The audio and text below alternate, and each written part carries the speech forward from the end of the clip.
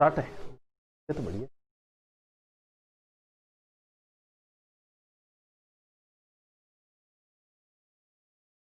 क्या आप air force join करके अपनी कंट्री को सर्व करना चाहते हैं तो अगले कुछ मिनट आपके लिए बहुत इंपॉर्टेंट है। जैसा कि आप अरे मन वो क्या हाथ लग रही है। ठीक है, हो गया स्टार्ट। नमस्कार नमस्कार, मेरे लम चला। नमस्कार, हाँ जी, खम्मा गणी खम्मा गणी। हफ्ता नहीं आए थे इसलिए शनिवार को आए हैं आज। ये लो अभी मत कमेंट, आवाज कम कर दो। हाँ जी नमस्कार, पूरा बहुत फोटो बनाइए रहे बाबा। ये कमेंट आ रहा है तो वो कमेंट ही कौन रुक लिया, जल्दी से मोबाइल में दिखाओ कमेंट। कमेंट देख लेता हूँ फिर पढ़ाई शुरू कर दूंगा, आपका टाइम खराब नहीं करूंगा। प्रतापगढ़ से आपका आभार, एक और मेरा नाम ले लो। अच्छा अभिषेक जैन ले लियो तेरो नाम यार, तू ही के याद रखेगो। राम राम। गढ़ तो चित्तौड़, हाँ लाइन भी बोलूंगा तन इतनी आवा है, मैं आगे भी बोलूंगा। राकेश सारण, आगे की लाइन नहीं आती तेरे को। इंडियन हिस्ट्री की अभी कोई बुक नहीं आई है, टाइम लगेगा। तमिलनाडु से लाई हूं, आपकी क्लास से हमेशा अटेंड रहता हूं। और भाई तमिलनाडु केक रह रहा है, कड़वास रहा तमिलनाडु केक रहे। गुरुजी मातरकुंडिया चित्तौड़ से विनोद जाट, थैंक यू जाट, विनोद जाट। शुरू करूं क्या? एक के हो गए जल्दी में आज तो। जब आप आते हो तो हमारा मन खिल उठता है। आहा हा, क्या बात है, वाह मुकेश के बात बोलिए, शानो रहे। एक दो शेयर करो तो कर दो, फिर बढ़ाना शुरू करूं। कोई समस्या कोई वगैरह हो, मैं कमेंट इसलिए देख रहा हूं कि कोई बात है आपकी जिस पे हम अमल करें, कि उस हिसाब से देख रहा हूं। अच्छा 200 लाइव है मीणा जी, ठीक है जी। राम राम राम राम। सर पटवारी का मौका ज्यादा है या रीट में, प्लीज बताएं। इट्स डिपेंड यू, रोजगार इस ये आप पे डिपेंड करता है। वैसे पटवारी का सिलेबस बहुत ईजी हो गया है, और रीट के अंदर भी आपको बहुत सारे नई सिलेबस चीजें भी पढ़नी पड़ेगी, साइकोलॉजी एक्स्ट्रा पढ़नी पड़ेगी आपको। लेकिन देखो पद तो ज्यादा रीट में है, पटवार में पद कम है। और फिर आप पे डिपेंड करता है आप किस नौकरी में जाना चाहते हो।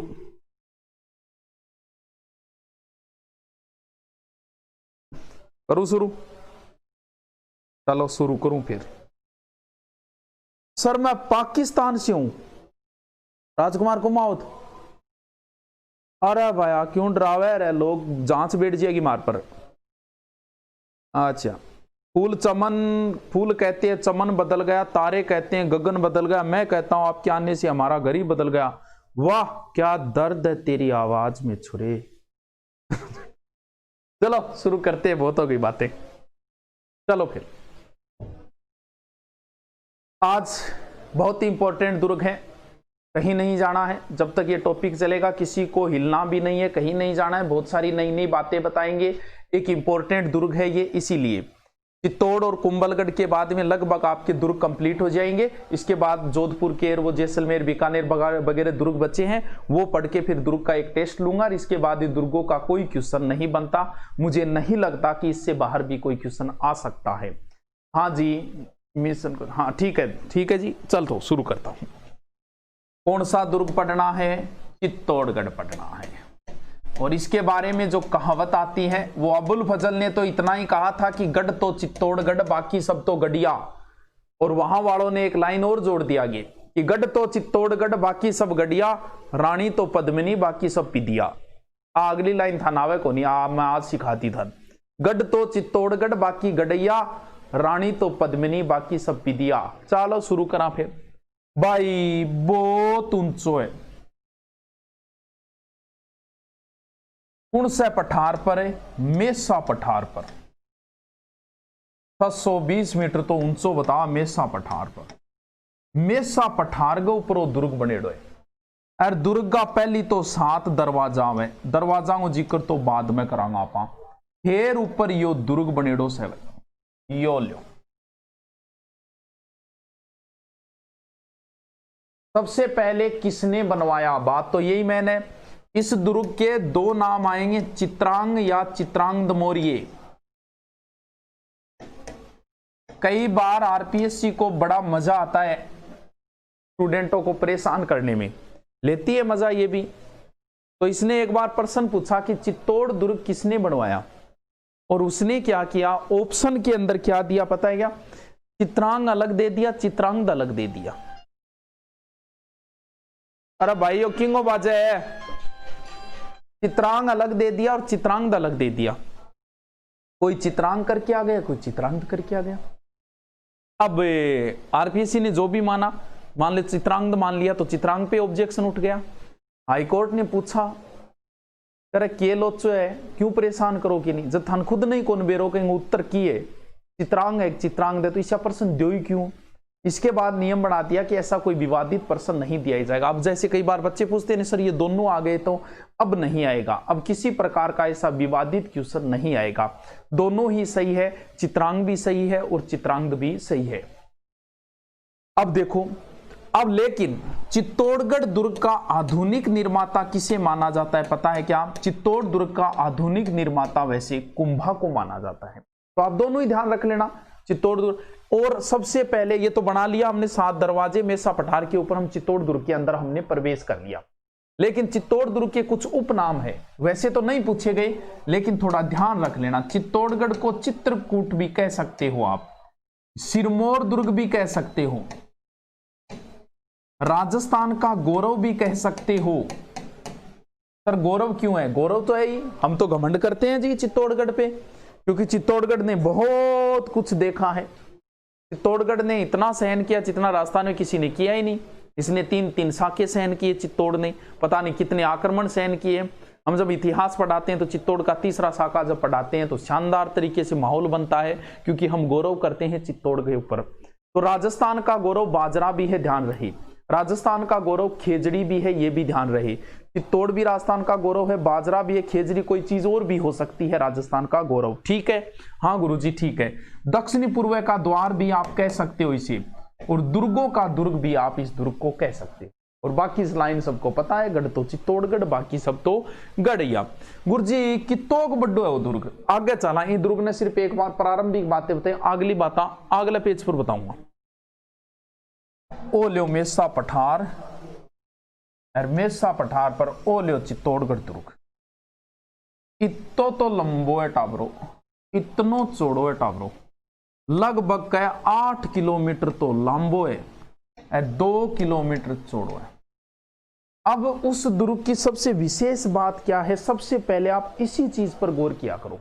देखो क्या विशेष बात है, सबसे बड़ा दुर्ग, बिल्कुल विशेष बात है, राजस्थान का सबसे बड़ा दुर्ग, और के एकमात्र दुर्ग जिसमें खेती होती है और आज भी होती है। आज भी आप चित्तौड़ दुर्ग में जाओगे तो वो आपको बताएंगे कि यहाँ पर ये बिल्कुल आपको फसल उगी हुई दिखेगी, कहेंगे कि यहाँ के नॉर्मल जो आसपास के भील वगैरह लोग हैं उनके ये जमीनें हैं जो पहले से दी हुई राजा महाराजाओं की, जो आज भी चल रही है। तो चित्तौड़ दुर्ग में खेती होती है। सबसे बड़ा लिविंग फोर्ट दुर्ग है ये, लिविंग फोर्ट समझ गए, जिसमें जनता रहती है वही लिविंग। आज भी लगभग चित्तौड़ में 5000 जनता रहती है, ये भी एक अलग बात है। फिर चित्तौड़ की सबसे विशेष बात, चित्तौड़ दुर्ग ने 3 साके देखे हैं। राजस्थान के सबसे ज्यादा साके इसी दुर्ग में हुए हैं। अब मैं तीनों साकों का आपको कहानी तो नहीं बता सकता, क्योंकि तीनों साकों का जिक्र करें तो बहुत टाइम चाहिए, कम से कम हर साके में 1 घंटा लगता है। लेकिन मैं तीनों साकों की इंपॉर्टेंट बात जो है वो यहां रख दूंगा, तीनों की तीनों। चलो तीनों साकों का एक साथ बताता हूं, देखो कैसे। पहला साका, दूसरा साका, तीसरा साका। साके की सबसे पहले सन याद करनी पड़ती है, फिर ये याद करना पड़ता है कि किस शासक के समय हुआ था वो साका, फिर हमें ये याद करना पड़ता है कि भाई किसकी वजह से हुआ था वो साका। समझो, सबसे पहला साका तो हुआ था 1303 में। ये दोनों साके महाराणा सांगा के दोनों पुत्रों के समय हुए थे। तो पहला 3 में हुआ, दोनों महाराणा सांगा यानी ये दोनों जो हुए हैं वो तो 1500 में हुए, कंटिन्यू हुए विक्रमादित्य और उसके बाद कंटिन्यू महाराणा सांगा के दोनों पुत्रों। 5 फॉर्म भर सकते हैं क्या? 50 भर दे भाई, सरकार को तो इनकम चाहिए, तेरे जच्चे उतने भर, तेरे पास पैसे जब तक है तब तक भरता जा चाहिए। सरकार को मतलब सिर्फ पैसे से है और उसे फार्म कितने भरे जाए कोई मतलब नहीं है, ठीक है। अब देख, पहला साका तो 1300 में हुआ, ये दोनों महाराणा सांगा के पुत्रों के समय हुए थे, दोनों विक्रमादित्य और उदय सिंह। पहला 3 में हुआ, 3, 4, 5, 6, 7, 8। ये लो जी, इन दोनों की सन भी बाहर आ गई निकल के। पहला साका 1303 में, दूसरा साका दोनों 1500 में कंटिन्यू हुए, 1534, 35, 1567, 68। अब गुरुजी अगर दोनों डेट आ गई, 34 अलग आ गई, 35, हाँ ऐसा हो सकता है, क्योंकि ये जो साका हुआ था, बहादुर शाह ने पहली बार चित्तौड़ को घेरा था 34 में, फिर वापस चला गया था 35 में, दोबारा आया, तो 35 डेट सही है।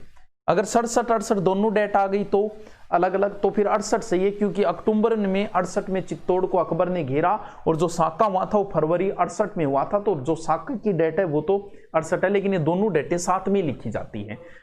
शासक कौन था? सबसे पहले वाले में तो पद्मनी का पति था कौन? रतन सिंह, यानी ये रावल शाखा के समय हुआ था, और ये जो है वो सिसोदिया वंश में हुआ, ये गुहिल वंश का था।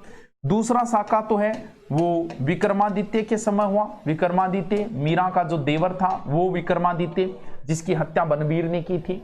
और तीसरा साका महाराणा उदय सिंह के समय हुआ, जो महाराणा प्रताप के पिता थे,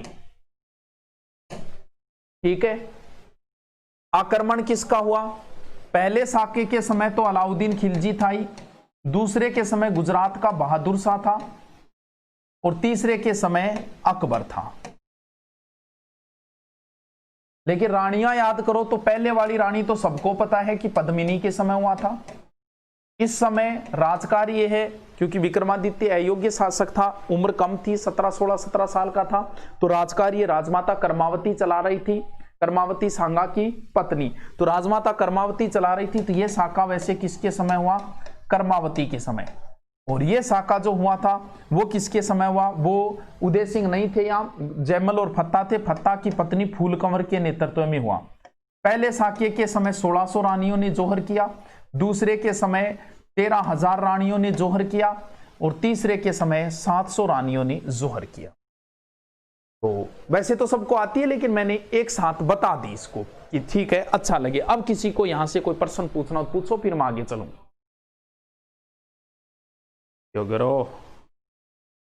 किसी को कुछ पूछना है तो पूछो।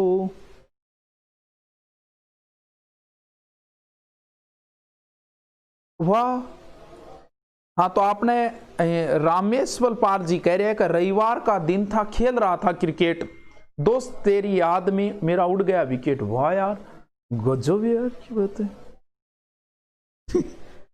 कुछ पूछना है क्या?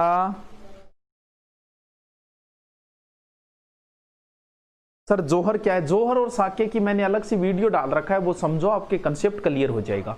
यहाँ इस बात को मैं नहीं खींचना चाहता, टाइम खराब करने वाली सी बात है। मैंने वीडियो डाल रखा है, वो देख लो आप एक बार। फर्स्ट ईयर वाले BSTC फर्स्ट ईयर वाले रीट के लिए क्वालिफाई है क्या? नहीं है, फाइनल वाले। पूछना है और पूछना है? सर आपके हिंदी टॉपिक पूरे आए थे SI में? हाँ मुझे पता है, हिंदी के मैंने जितने टॉपिक डाल रखे थे, हिंदी का एक भी पर्सन, तभी तो SI के ज्यादा फैन है, क्योंकि SI में हमारा मैटर बहुत आया था, और मुझे खुद पता है इस बात का। एक एक टॉपिक वाइज बता सकता हूँ, ये पर्सन इस टॉपिक में यहाँ है, क्योंकि हिंदी पूरी डाल दी थी। तो अब तो SI का हमने ऑनलाइन बैच चला लिया है, वो भी चल रहा है, और उधर हिंदी वो पड़ी हुई है पूरी। अकबर ने जब चित्तौड़ पर आक्रमण किया तब उदय सिंह ने किसको शरण दी थी? बिल्कुल, उदय सिंह ने जयमल राठौड़ को शरण दी थी, और गुजरात के बाज बहादुर को शरण दी थी, ठीक है।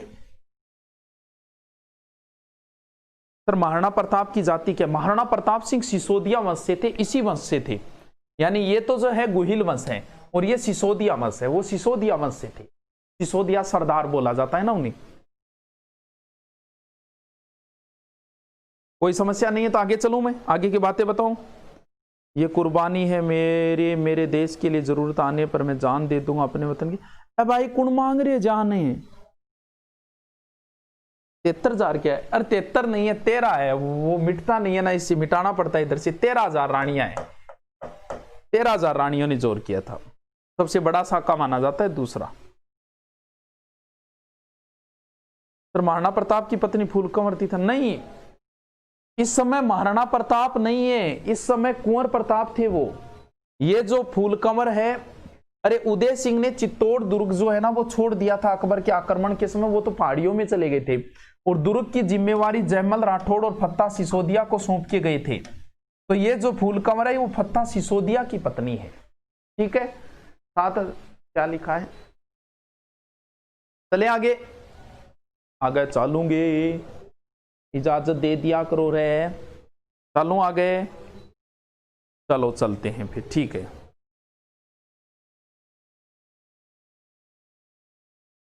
फत्ता की पत्नी फूलकंवर है, बता दिया ना सर। केसरिया विक्रमादित्य ने नहीं किया, विक्रमादित्य ने नहीं किया। विक्रमादित्य के अरे ठीक है ठीक है, बिल्कुल आपका कंसेप्ट क्लियर। इस समय राजकार्य राजमाता कर्मावती चला रही है। विक्रमादित्य और उदय सिंह दोनों ही बच्चे थे, दोनों ही कर्मावती के पुत्र हैं। तो कर्मावती हाड़ी रानी थी। तो कर्मावती ने क्या किया, दोनों पुत्रों को, अपने दोनों पुत्रों को कहां भेज दिया? बूंदी भेज दिया, ननिहाल। और उस समय चित्तौड़ का कार्यभार है, मैंने शासक बताया है, उस समय चित्तौड़ का जो कार्यभार संभाला था वो देवलिया के बाघ सिंह ने संभाला था। और यहां केसरिया जो हुआ था वो बाघ सिंह के नेतृत्व में हुआ था।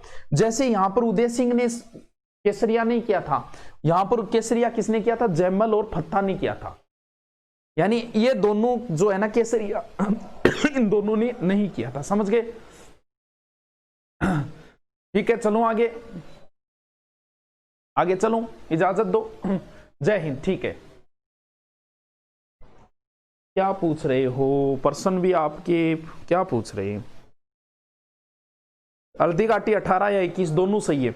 दोनों डेट कभी साथ में नहीं आएगी। कोई इतिहासकार 18 कहता है, कोई 21 कहता है। हाँ, स्क्रीनशॉट ले ले मुना, ओ लगनो ही साइड में हो गया, ले ले।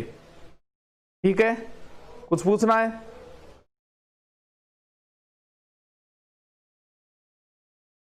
सर विक्रमादित्य का सेनापति बादल सिंह, बादल सिंह नहीं है दोस्त, बाघ सिंह है। देवलिया का बाघ सिंह है जो खानवा युद्ध में भी सांगा के साथ गया था। ठीक है, बादल सिंह नहीं है। तीसरे में 700 रानियां थी, 7,000 नहीं।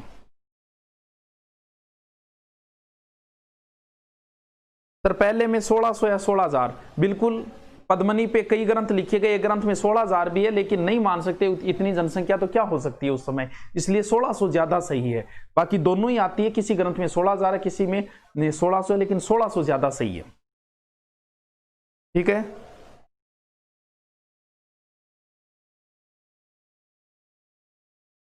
चलो आगे चलो। हाँ गुरुजी चलो, बोलो, टाइम लगा दियो आप आएंगे मां साके जोर में। चलो अब हम चित्तौड़ दुर्ग के अंदर क्या क्या है वो चीजें हम देखेंगे। देखो, जयमल और राठौड़, जयमल राठौड़ है, कल्ला राठौड़ है, उनकी छतरियां हैं क्योंकि वो यहां पर वीरगति को प्राप्त हुए। इस दुर्ग के अंदर तुलजा भवानी का मंदिर है। सर तुलजा भवानी कौन है? शिवाजी की कुलदेवी तुलजा भवानी ही है। सर ये मंदिर किसने बनवाया? ये उसने बनवाया था जिसने विक्रमादित्य की हत्या की थी। ये आर्य है, इल्लो दब जाएंगे। ये वही है जिसने विक्रमादित्य की हत्या की थी, बनबीर। यानी तुलजा भवानी का मंदिर किसने बनवाया था? बनबीर ने। इस मंदिर में श्रृंगार चंवरी मंदिर भी है। सर ये श्रृंगार चंवरी क्या है? वर्तमान में तो ये एक जैन मंदिर है, लेकिन ये कुंभा की पुत्री थी रमाबाई, जिसे वागीश्वरी भी बोला जाता है, बड़ी ही विदुषी महिला थी। उसके विवाह की चंवरी थी। बाद में रमाबाई की अपने पति के साथ बनती नहीं थी, तो रायमल के समय वापस आ गई थी और उसे जावर का परगना दिया गया था। ठीक है जी, ओके आगे चलूं। हाँ गुरुजी, इसमें कुंभा स्वामी मंदिर भी है और इसमें मीरा मंदिर भी है। सर ये मीरा मंदिर किसने बनवाया? मीरा मंदिर दोस्तों कुंभा ने बनवाया था। वैसे कुंभा की मृत्यु 1433 में हो गई थी। मीरा का जन्म 1498 में हुआ था। सॉरी, कुंभा की मृत्यु 1468 में हो गई थी, 33 में तो उसका शासन काल है। 1468 में हुई और मीरा का जन्म 1498। जब कुंभा की मृत्यु हुई तब तक मीरा तो जन्म ही नहीं थी। फिर मीरा मंदिर कैसे बनवा दिया? बड़ा ही कंफ्यूज वाली बात है। तो कुंभा ने तो एक कुंभा स्वामी मंदिर बनवाया था, बाद में मीरा इसमें बैठ के पूजा करती थी तो वो मीरा मंदिर नाम से फेमस हो गया। टोड ने गलती कर दी इतिहास लिखते समय। टोड ने लिख दिया कि मीरा कुंभा की पत्नी थी। हो सकता है इसी वजह से वो कंफ्यूज हो गया होगा। किसी ने बताया होगा टोड को कि ये मीरा मंदिर है, कुंभा ने बनवाया। तो टोड अपनी पुस्तक में ये लिख के गया है कि मीरा कुंभा की पत्नी थी, जबकि ये भोजराज की पत्नी थी। ध्यान रखना, भोजराज को, सांगा की पुत्र वधू थी मीरा। चलो आगे क्या है? मीरा मंदिर है। और क्या है? बाण माता का मंदिर है। सर बाण माता कौन है? बाण माता सिसोदियों की कुल देवी है। सिसोदिया राजवंश की कुल देवी है, जबकि इनके आराध्य देव तो एकलिंग जी ही है। और अन्नपूर्णा माता का भी मंदिर है। सर ये अन्नपूर्णा का किसने बनवाया? अन्नपूर्णा माता का मंदिर बनवाया था हमीर ने। हमीर कौन है? ये वही हमीर है जिसने सिसोदिया राजवंश की नींव रखी थी। ये सिसोदास ठिकाने के लक्ष्मण सिंह का पोता और हरि सिंह का पुत्र था हमीर, जिसने दोबारा चित्तौड़ पर अधिकार किया। और इसी हमीर को मेवाड़ का उद्धारक कहा जाता है। मेवाड़ का उद्धारक भामाशाह को भी कहा जाता है। बात पल्ले पड़ी गई। अब मैं बड़ी ही इंपॉर्टेंट बात बता रहा हूं, आगे चलूं। चलो आगे की मैं बात बता रहा हूं। अब जो बात बता रहा हूं उसमें कान लगा के ध्यान से सुनना है। अभी क्लास में बच्चे 2400 ही आए हैं, कम कैसे हैं? थोड़ा शेयर कर दो। काम की बात बता रहा हूं, कई कंफ्यूज दूर हो जाएगी। कमेंट तो वो बता रहे हैं अभी। इस तरह सताने की जरूरत क्या थी? मेरे दिल को जलाने की जरूरत क्या थी? अगर नहीं इश्क तो कह दिया होता अपनी औकात दिखाने। अरे भाई शायर पढ़ ले रहे, किमी काम को नहीं आओगी जक्की खातर शायरी लिखे नहीं। थोड़े दिन बाद में सूचना मिलेगी कि दूसरो टाबर हो गया ऑपरेशन हो। मुना पढ़ ले रहे। अच्छा जोधपुर आ गया कि बढ़िया है। दुरीना डाउनलोड नहीं हो रहा है। अरे सबसे ज्यादा राजस्थान में टॉप में जाने वाले हम तो 5 लाख से ऊपर डाउनलोड हो गए, तेरा डाउनलोड ही नहीं हुआ अभी। सर पृथ्वीराज की कास्ट क्या थी? पृथ्वीराज अजमेर वाले। चलो शुरू करते हैं।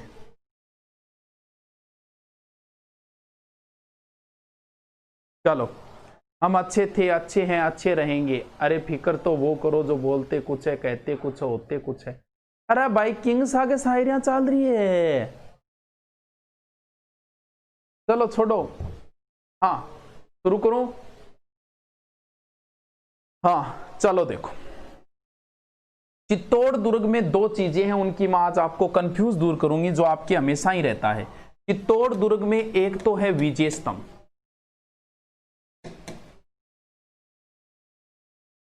और एक है कीर्ति स्तंभ। ध्यान से समझ लेना। अब कमेंट मत पढ़ना, कमेंट मत करना, वरना कुछ भी समझ में नहीं आएगा। इस चीज को ध्यान से समझो। समझाता हूं मैं, कमेंट मत करो, समझो इस चीज को। देखो चित्तौड़ दुर्ग आप समझ जाना, मैं सीधी बना रहा हूं। चित्तौड़ दुर्ग में एक तो है विजय स्तंभ, ये मैं विजय स्तंभ बना देता हूं। पहले विजय स्तंभ का जिक्र करते हैं, फिर करेंगे हम कीर्ति स्तंभ का। विजय स्तंभ जो है 9 मंजिली है। 1 2 3 4 5 6 7 8 और ये लो जी 9 विजय स्तंभ है। और इधर चलो चित्तौड़ दुर्ग में एक और चीज है जिसका नाम है कीर्ति स्तंभ।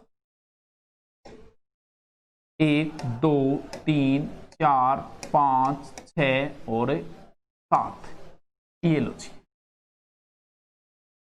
ये है कीर्ति स्तंभ।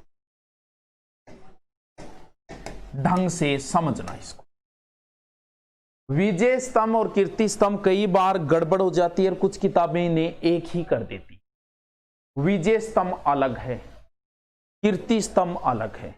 विजय स्तंभ कुंभा ने बनवाई, कुंभा ने विजय के उपलक्ष्य में बनवाई। कौन सी विजय? सारंगपुर विजय या मालवा विजय, जो इसने 1437 में मालवा शासक महमूद खिलजी को हराया था, और विजय के उपलक्ष्य में बनी, इसलिए इसे विजय स्तंभ कहते हैं। ये कुंभा ने बनवाई। 37 में विजय की थी, 1440 से 48 के बीच में बनवाई थी।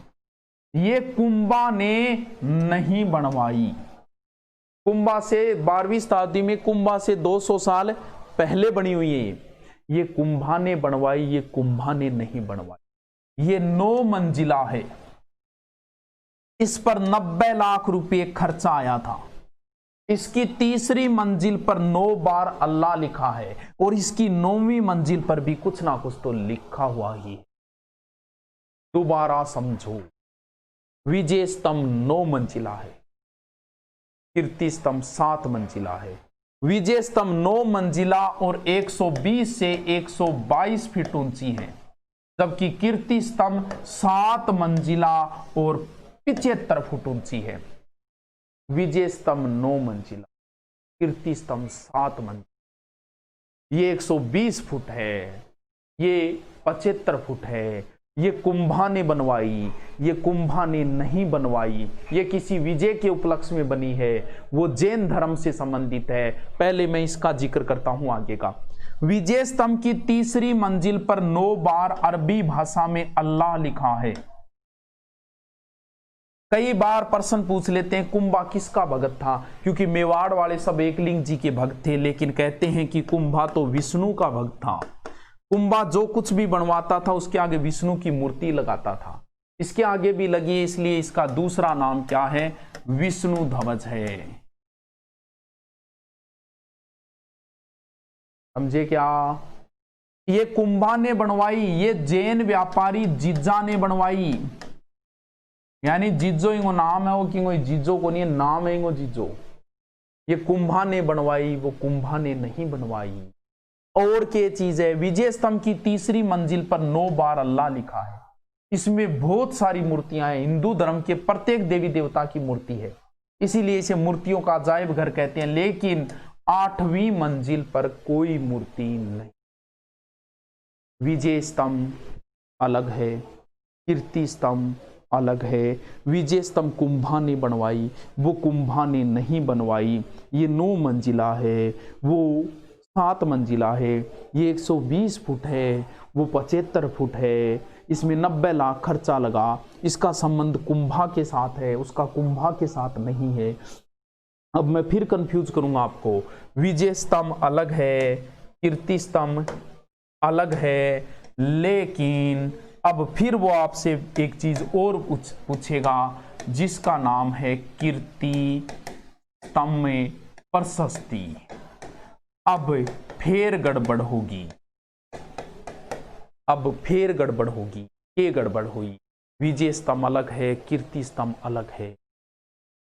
अब कीर्ति स्तंभ प्रशस्ति अलग है। मेरे दोस्त, आपने ये पूछा है कि सर पृथ्वीराज चौहान की कास्ट बताओ, इतिहास के व्याख्याता है, आप ही नहीं बताएंगे तो कौन बताएगा। बात आपकी जायज है, लेकिन ये एक विवादित विषय बन गया अब, इसलिए मैं नहीं बोलना चाहता। भाई ठीक है, इस पर दावा किया है कि पृथ्वीराज चौहान गुज्जर थे, और ऐसा पृथ्वीराज रासो के 1-2 ग्रंथ में गुज्जर सम्राट नाम आया है, इस आधार पे हुआ है। लेकिन मैं इस पर चर्चा नहीं करना चाहता, बिना मतलब विवादित बात नहीं लेना चाहता। कुछ भी बोलना पड़े फिर बात विवादित आती है, पक्ष विपक्ष, फिर बिना मतलब पृथ्वीराज रासो पढ़ना पड़ेगा लाके। तो इससे अच्छा है कि मैं इस पर चर्चा ही न करूं। ये एक भारतीय था, बस इतना ध्यान रखो। देश के लिए गया था गोरी से लड़ने के लिए। क्या फर्क पड़ता है कि आप उसे किसी भी जाति का कह दो। एक बार एक राइटर थी, उसने लिख दिया था कि महाराणा प्रताप भील थे। लोग गए और उस पर ऑब्जेक्शन उठा, तो क्या फर्क पड़ता है, सबके इस देश के पुत्र थे, हर कोई महान राजाओं से अपना संबंध जोड़ना चाहता है, तो क्या फर्क पड़ता है इससे। भाई ये मान लो कि वो भारतीय थे, देश के लिए लड़े थे, और उस समय जितने भी लोग हैं उन सब के वो पुत्र के हिसाब से लड़े थे, बस कोई फर्क नहीं पड़ता। क्या कहें किस जाति से, मैं कह देता हूं चारण थे, बस। तो कोई फर्क नहीं पड़ता ऐसे की जाति, यार किसी जाति से हो, वो देश के लिए लड़े थे, बस ठीक है, इतना ही काफी है। चलो हाँ, कीर्ति स्तंभ प्रशस्ति क्या बता रहा था, वो जो बता रहा था वो बुला दिया आपने बात। हाँ हाँ, इस पर पहला आक्रमण वगैरह उनका जिक्र करेंगे, अभी जिक्र नहीं किया मैंने, ठीक है। अब एक चीज और आ गई, कीर्ति स्तंभ प्रशस्ति। ये क्या है कीर्ति स्तंभ प्रशस्ति? कीर्ति स्तंभ प्रशस्ति में कुंभा की कीर्ति का बखान किया गया, यानी कुंभा ने कौन सी विजय प्राप्त की, कौन सी उपाधियां, तो कहां हो सकती है। मैंने एक बात पहले ही काट दी कि इसका कुंभा के साथ कोई संबंध नहीं है, जैन धर्म से है। तो विजय स्तंभ की, कुंभा की कीर्ति बहुत ऊंची गई, तो विजय स्तंभ की ऊंचली ऊंचली मंजिल, 9वीं मंजिल पर कीर्ति स्तंभ प्रशस्ति लिखी है, जो किसने लिखी थी? अत्रि और महेश ने लिखी थी। ये पर्सन जो है वो कई बार पूछ लिया, अत्रि महेश, और एक बार तो उसने अत्रि महेश ऑप्शन नहीं दिया। अब मुझे बताओ कि जब अत्रि महेश उसने ऑप्शन नहीं दिया तो क्या दिया? अब बताओ उत्तर मुझे क्या होगा। वास्तुकार बिल्कुल बहुत इंपॉर्टेंट है, कीर्ति स्तंभ का वास्तुकार इसका है जेता मापा पामा पुंजा। सगड़ा नाम याद कर ली, तू एक जेता सीखे लेकिन सारा याद कर ली, जेता मापा पामा पुंजा, जेता मापा पामा पुंजा। अब बताओ मुझे,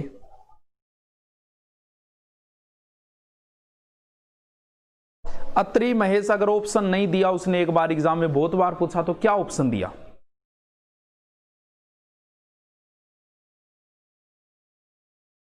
आवाज कट रही कैसे है? अभी चेक करता हूं।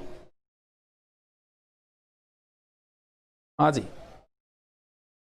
अत्रि महेश अगर ऑप्शन नहीं, आवाज तो नहीं कट रही, बताओ अत्रि महेश ऑप्शन नहीं दिया तो क्या दिया उसने? अरे वाह, नरेश कुमार गोदारा ने बताया, बिल्कुल बहुत बढ़िया बहुत बढ़िया। हाँ, जेता मापा पामा पुंजा, बिल्कुल एक ही ठीक है। देखो सुनो, अब मैं तभी तो इस बात का विवाद नहीं लेना चाहता था, आपने पृथ्वीराज की जाति पूछी, अब नीचे कमेंट आ गए, कोई कह रहा है ये, कोई तो वो, बंद करो इसको, जो भी थे भारतीय थे बस। देखो क्या बता रहा, अगर अत्रि महेश ऑप्शन नहीं है तो अत्रि महेश को साथ में एक साथ अगर लिखे तो इन दोनों को अभी कवि कहा जाता है। तो ध्यान रखना, एक बार अभी कवि भी उसने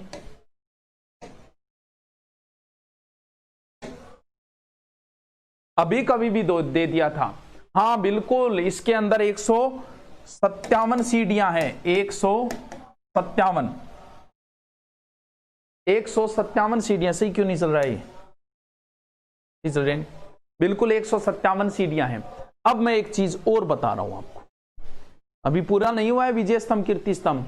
अब मैं एक साइड में इधर, ये भाई हो,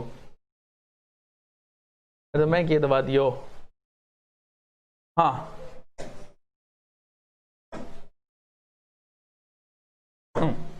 अभी क्या चल रहा है इधर? कीर्ति स्तंभ,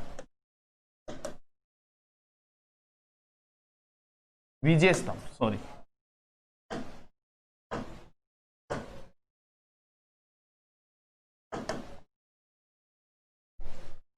विजय स्तंभ, अभी पूरा नहीं हुआ है विजय स्तंभ, बहुत इंपॉर्टेंट है विजय स्तंभ। और इधर क्या था? कीर्ति स्तंभ। दोनों को मैंने ऐसे ही बनाया, ठीक है। अब एक बार प्रश्न पूछा था पटवार के अंदर, वो ये पूछा था कि कीर्ति स्तंभ प्रशस्ति किस जैन तीर्थंकर को समर्पित है। देखो सीधा सीधा याद करो ना, ये देखो ऐसे ही तो है, कीर्ति स्तंभ ऐसे ही तो है। ये क्या है? ये अपने इंग्लिश में एक को यही तो लिखी जाए, ये प्रथम जैन तीर्थंकर को समर्पित है। प्रथम जैन तीर्थंकर कौन है? प्रथम का मतलब शुरुआत को मतलब आदि, कौन है? आदिनाथ, जिन्हें क्या कहा जाता है? ऋषभदेव।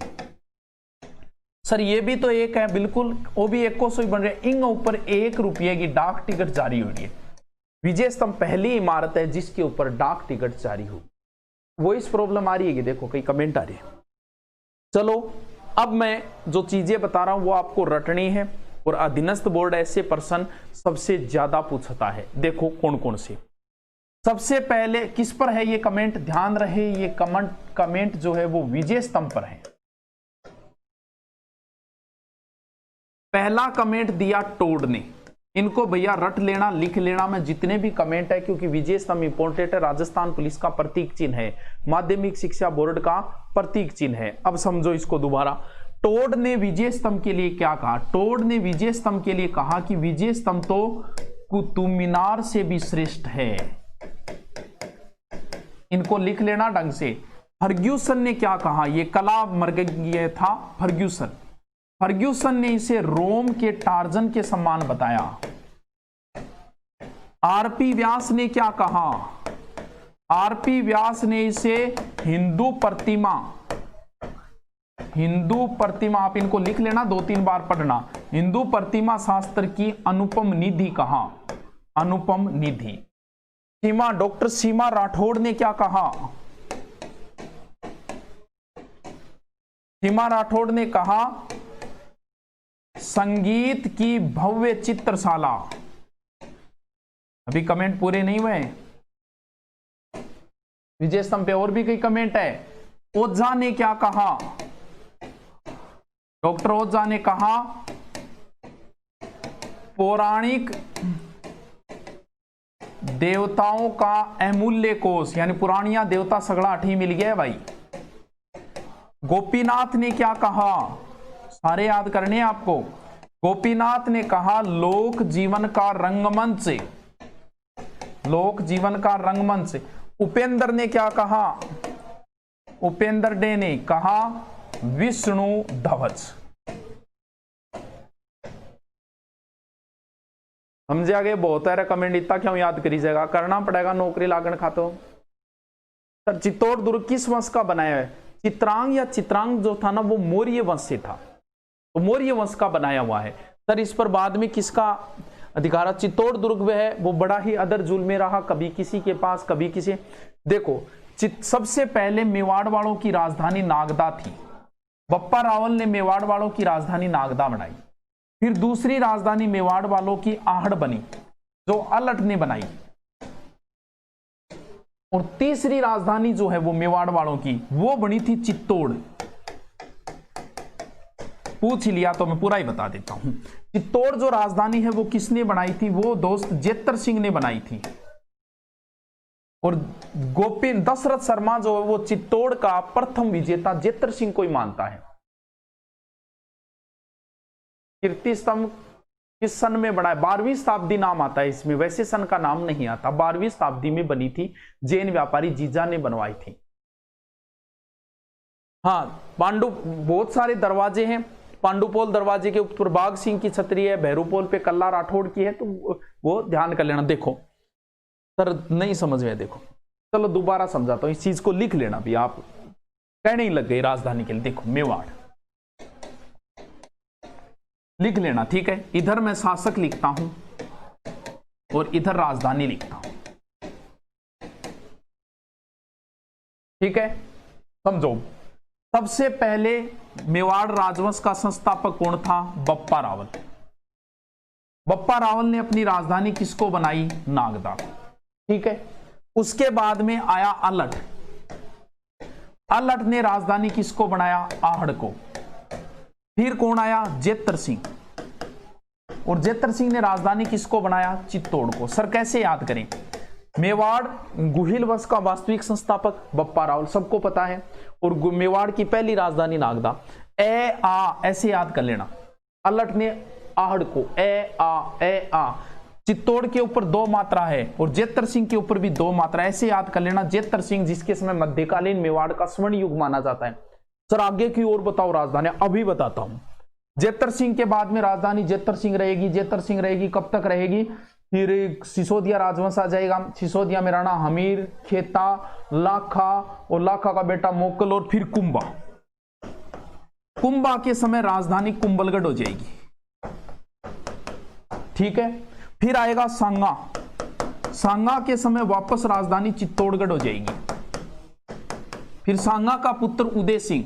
उदय सिंह के समय राजधानी कुछ समय तक तो रही कुंभलगढ़ की। कुंभलगढ़ राज्याभिषेक हुआ, फिर अकबर का आक्रमण, फिर चित्तौड़ चला गया था उदय सिंह। चित्तौड़ पे आक्रमण हुआ अकबर का, तो फिर उदय सिंह पहाड़ियों में उदयपुर साइड में आ गए थे। और उस इसके बाद में उदय सिंह के बाद में महाराणा प्रताप। और महाराणा प्रताप के समय बहुत सारी राजधानियां बदली। सबसे पहले महाराणा प्रताप का राज्याभिषेक कुंभलगढ़ में हुआ। कुंभलगढ़ के बाद में हल्दी घाटी के बाद में कुछ समय तक अस्थायी राजधानी गोगुंदा हुई। फिर अस्थायी राजधानी हल्दी घाटी के बाद आवरगढ़ हुई। आवरगढ़ के बाद में फिर वापस महाराणा प्रताप कुंभलगढ़ आ गए थे। और कुंभलगढ़ के बाद में फिर कुंभलगढ़ प्रोसेस, और उसके बाद में महाराणा प्रताप की राजधानी जो अंतिम वो हुई थी चावंड। चावंड के बाद में महाराणा प्रताप के पुत्र अमर सिंह के समय राजधानी कुछ समय तक चावंड रही और उसके बाद उदयपुर हो गई, और अमर सिंह के बाद फिर उदयपुरी रही। बस अब तो राजी। अब बताओ क्या समस्या है, बताओ। हाँ, वीडियो नहीं कट रहा है, नेट प्रॉब्लम हो सकती है, आप वाले में नेट प्रॉब्लम हो सकती है। अब पूछिए, कुछ पूछना है तो पूछिए। हाँ, कल प्रोग्राम है सर। आपका जीके इतना स्ट्रॉन्ग कैसे है? हमने बहुत रातें काली की है, बहुत की है, पढ़ाई के अलावा कुछ किया ही नहीं जिंदगी में। लग रहा है आपको? आप कई बार क्लास में मजाक करते हैं, उसके आधार पे निर्णय ले लेते हैं कई बार कि क्या किया है। वो लाइफ नहीं है जो क्लास की लाइफ है, एक अलग लाइफ है। और सब चीज़ों में अच्छी पकड़ बनाई, और इसी का परिणाम है कि मैंने अकेले ने 300 वीडियो डाल दी यूट्यूब पे। ज्योग्राफी डाल दी, पॉलिटिकल डाल दी, हिंदी डाल दी, और कंप्यूटर भी आता है लेकिन नहीं डाल रहे, अब टाइम नहीं मिल रहा। कुछ पूछना है? और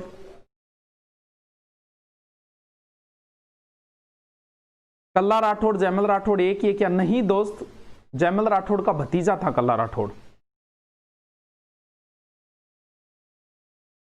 कुछ पूछना है दोस्तों?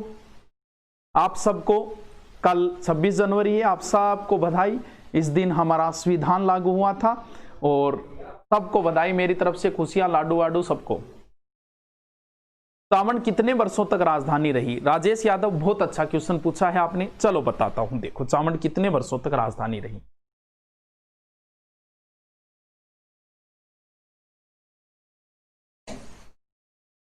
देखो, चावंड जो राजधानी बनी थी वो महाराणा प्रताप के समय 1585 में बनी थी। ये प्रश्न पिछली बार फर्स्ट ग्रेड में आया था,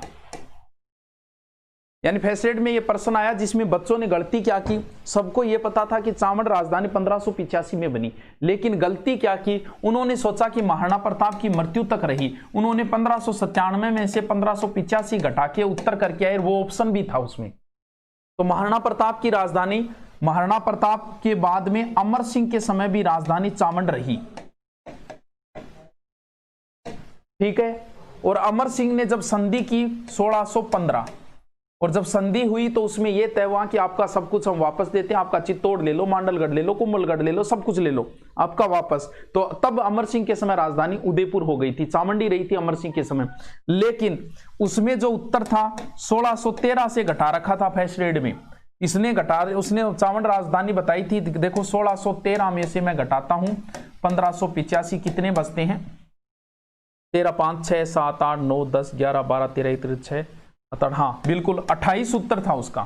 तो वैसे चावंड राजधानी 30 वर्षों तक रही, लेकिन उसका 1613 भी सही हो सकता है, क्योंकि 1613 में जैसे ही खुर्रम ने अभियान शुरू किया था तो अमर सिंह ने चावंड छोड़ दिया था। तो वैसे देखें 1613 तक है, लेकिन कोई राजधानी नहीं रही थी 2 साल। तो उस हिसाब से कुछ किताबें इसे 1613 लिख देती है, कुछ 1615 लिख देती है। दोनों ही सही है, ज्यादा ही करो तो 1615 कर लेना, 1615 तक रही थी, ठीक है। और कुछ पूछना है? पूछना है कुछ? हाँ 30 वर्ष सही है, 28 या 30 सही है, दोनों ही सही है आपकी बात। उस समय 28 माना था आरपीएससी ने, वो 1613 के आधार पर मान लिया था।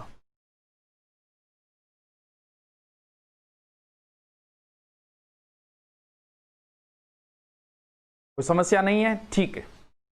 चलो फिर मिलते हैं सोमवार को, ठीक है। मुगलों का चित्तौड़ पर अधिकार यहां तक रहा 1615 तक।